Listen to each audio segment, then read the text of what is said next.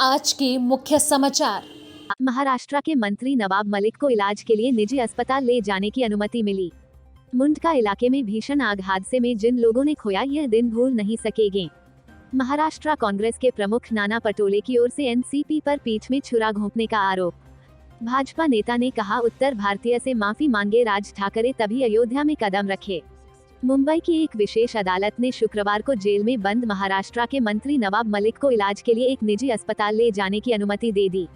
वहीं एक विशेष अदालत ने महाराष्ट्र के पूर्व गृह मंत्री अनिल देशमुख को एक निजी अस्पताल में स्थानांतरित करने की उनकी याचिका को खारिज कर दिया।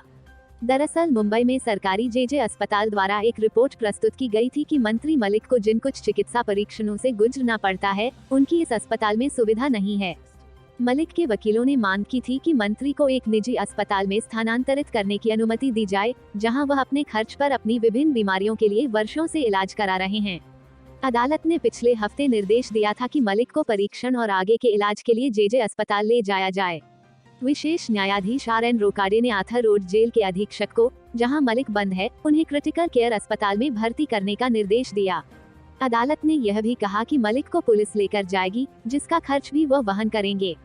वहीं एक विशेष अदालत ने शुक्रवार को ही निर्देश दिया कि पूर्व गृह मंत्री अनिल देशमुख को उनके अव्यवस्थित कंधे की जांच के लिए नगर निगम द्वारा संचालित KM अस्पताल और आगे के इलाज के लिए जेजे अस्पताल भेजा जाए। अदालत ने एक निजी अस्पताल में स्थानांतरित करने की उनकी याचिका को खारिज कर दिया।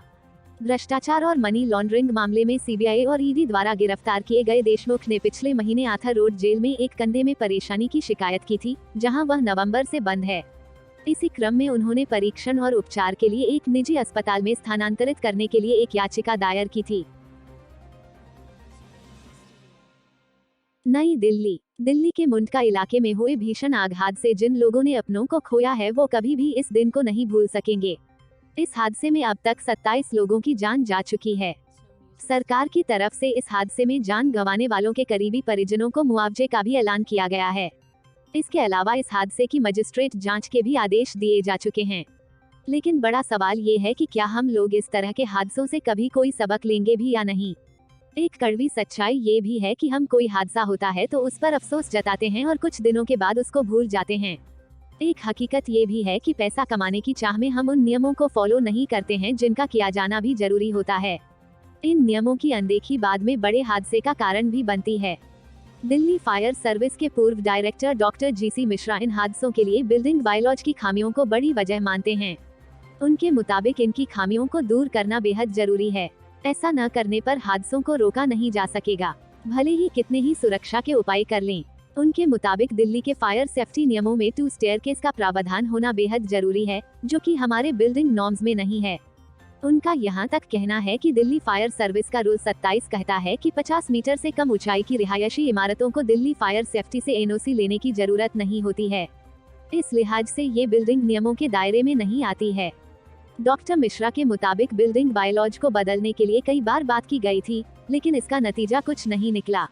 मिश्रा मानते हैं कि बायलॉज में ये साफ कर दिया जाना चाहिए कि ग्राउंड +1 से अधिक की सभी बिल्डिंग्स में कम से कम 2 सीढ़ियों का प्रावधान जरूर किया जाना चाहिए। इसको सख्ती से लागू भी किए जाने की जरूरत है। मुंडका की जिस इमारत में शनिवार को आग लगी उसमें केवल एक ही एंट्रेंस और एक ही सीढ़ी थी। आग लगने की सूरत में ये सीढ़ी किसी चिमनी का काम करती है।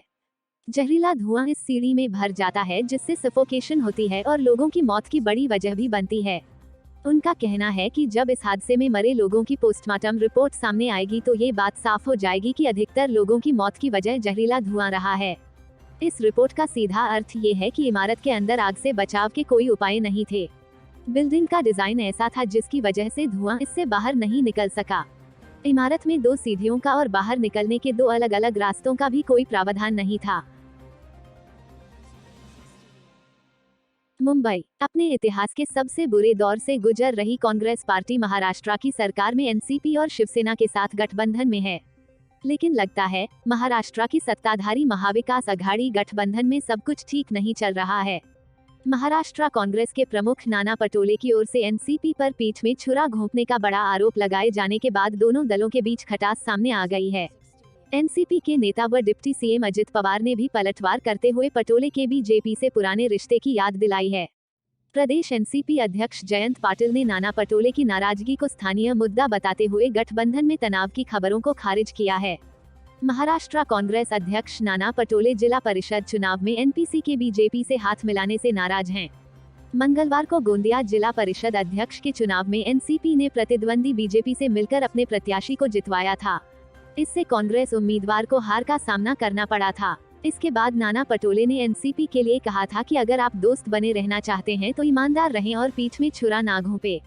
गैर ईमानदार गठबंधन से अच्छा है दुश्मन सामने से खुलकर वार करे। पटोले ने कहा था कि वह एनसीपी के पिछले 2.5 साल के कारनामों से कांग्रेस आलाकमान को उदयपुर सम्मेलन में अवगत कराएंगे।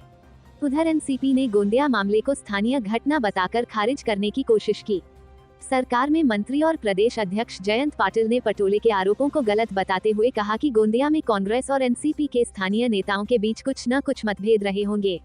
हम इसे देखेंगे। एनसीपी हमेशा चाहती है कि तीनों दल गठबंधन में साथ रहें। उप मुख्यमंत्री अजीत पवार ने पटोले की पीठ में छुरा घोंपने वाली टिप्पणी को हास्यास्पद बताते हुए पलटवार किया। पवार ने कहा कि क्या भाजपा को भी उन पर पटोले पीठ में छुरा घोंपने का आरोप लगाना चाहिए, क्योंकि उन्होंने 2018 में कांग्रेस में शामिल होने के लिए भगवा पार्टी छोड़ दी थी। कांग्रेस और राकांपा के बीच इन झड़पों को स्थानीय कलह बताकर इस आशंका से इनकार किया जा रहा है कि इसका गठबंधन पर असर नहीं पड़ेगा। लेकिन इंडियन एक्सप्रेस की रिपोर्ट कहती है कि कांग्रेस में ये चिंता बढ़ती जा रही है कि एनसीपी राज्य में धीरे धीरे उसकी जगह ले रही है। 1990 के दशक में अपनी स्थापना के बाद से राकांपा महाराष्ट्र में अपना विस्तार कर रही है, जबकि कांग्रेस की हैसियत लगातार घटी है। 1999 का राज्य विधानसभा चुनाव दोनों दलों ने मिलकर लड़ा था।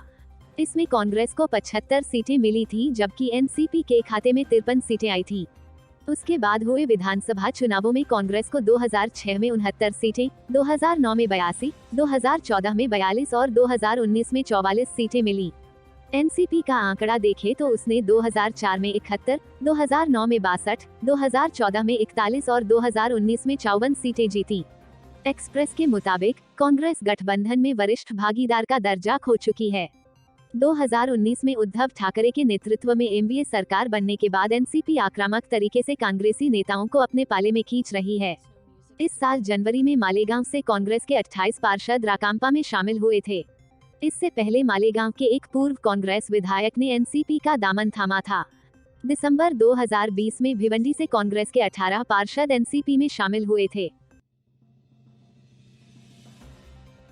महाराष्ट्र नवनिर्माण सेना प्रमुख राज ठाकरे के अयोध्या दौरे को चुनौती देने की वजह से उत्तर प्रदेश के कैसरगंज के बीजेपी सांसद बृजभूषण शरण सिंह की चर्चा हर तरफ हो रही है। उन्होंने चेतावनी दी है कि जब तक राज ठाकरे कुछ साल पहले उत्तर भारतीयों के साथ की गई मारपीट और गलत व्यवहार के लिए माफी नहीं मांगेंगे, तब तक वे राज ठाकरे को रामलला का दर्शन करना तो दूर, अयोध्या में कदम तक रखने नहीं देंगे। उन्होंने 2 दिनों पहले अयोध्या के पास नवाबगंज से नंदिनी नगर तक एक रैली निकाली थी और शक्ति प्रदर्शन किया था। संतों और महंतों की बैठक बुलाकर उन्होंने कहा था कि अगर उत्तर भारतीयों से राज ठाकरे माफी नहीं मांग सकते तो भारत के संत समाज से माफी मांग लें। इसके बाद सांसद ने कहा कि संतों से भी माफी नहीं मांग सकते तो उनकी पार्टी के शीर्ष नेता प्रधानमंत्री नरेंद्र मोदी से माफी मांग लें और यह कह दे कि आगे से कभी उत्तर भारतीयों के साथ गलत व्यवहार नहीं किया जाएगा। इसके बाद राज ठाकरे को चुनौती देने वाले बृजभूषण शरण सिंह हैं कौन? इसकी पड़ताल शुरू हुई। उनका बैकग्राउंड पता किया जाने लगा। रिसर्च के बाद जो बात सामने आई वो चौंका देने वाली सच्चाई है। बृजभूषण सिंह के पृष्ठभूमि में मुंबई के गैंगवार भी जुड़ता है। तिहाड़ जेल की बात भी सामने आती है। इनके बाद सांसद की कुर्सी तक पहुंचने का सफर पहुंचता है।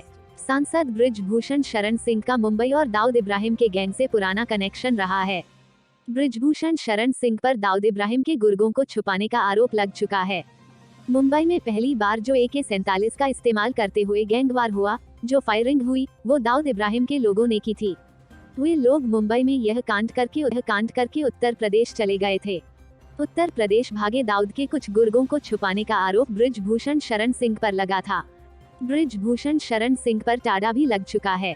इसके लिए उन्हें तिहाड़ जेल की हवा भी खानी पड़ी थी। मुंबई में डॉन अरुण गवली के भाई की हत्या के बाद गवली गैंग ने सीधा दाऊद की बहन हसीना पाका के पति की हत्या कर दी थी। इसके बाद दाऊद गैंग ने गवली के करीबी लोगों को मारने की सुपारी उत्तर प्रदेश के अपराधियों को दी थी। उस वक्त उत्तर प्रदेश के गैंगस्टर ब्रिजेश सिंह का नाम सामने आया था। उसी ब्रिजेश सिंह को छुपाने का आरोप बृजभूषण शरण सिंह पर लगा था। इस मामले में टाडा लगा था और यह सीबीआई के हाथ गया था, लेकिन बाद में इस मामले में उन्हें क्लीन चिट मिल गई थी। इसके बाद बृजभूषण शरण सिंह ने राजनीति में और जोर से अपने कदम जमाए और अब वही बृजभूषण शरण सिंह राज ठाकरे का अयोध्या रथ रोकने के लिए सामने आए। Bureau report, Mumbai.